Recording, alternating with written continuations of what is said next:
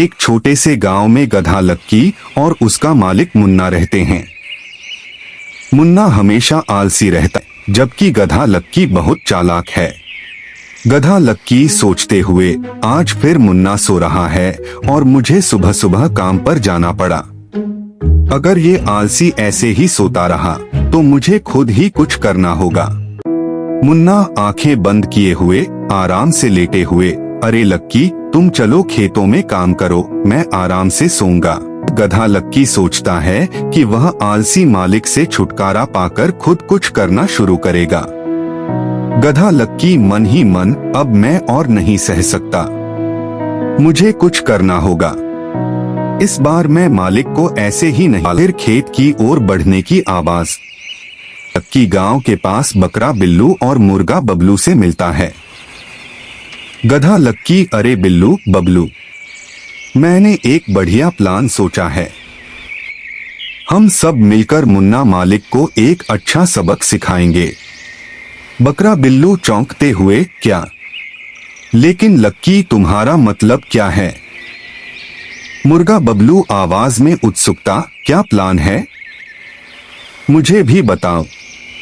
गधा लक्की मुस्कुराते हुए, देखो मुन्ना हर समय सोता रहता है, हमें उसे ऐसे सबक सिखाना होगा कि वह खुद काम करने के लिए मजबूर हो जाए। गधा लक्की, गांठ में एक बांस की छड़ी लेकर तुम दोनों काम पर लग जाओ, मैं बांस को अपनी पीठ पर रखकर खेतों में काम करने का नाटक करूंगा। मुन्ना को ऐसा लगेगा कि मैं काम कर रहा हूं और वो अपनी आलस्य की आदत छोड़ देगा। गधा लक्की खेतों में बांस की छड़ी लेकर जाता है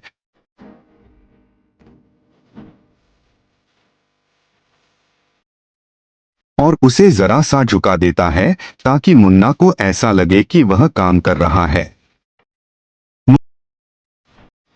मुन्ना सोते हुए बड़बड़ाते हुए, अरे लक्की सचमुच काम कर रहा है, वाह मुझे भी उठना चाहिए और कुछ करना चाहिए, नहीं तो गधा ज्यादा स्मार्ट बन जाएगा।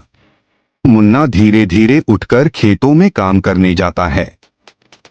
गधा लक्की, बकरा बिल्लू और मुर्गा बबलू चुपके से मुस्कुराते हैं। गधा लक्की आखिरकार खुश होकर, अब देखो मुन्ना को काम करने का एहसास हो गया, अब वह आलसी नहीं रहेगा। बकरा बिल्लू मुस्कुराते हुए, वाह लक्की तुमने तो कमाल कर दिया।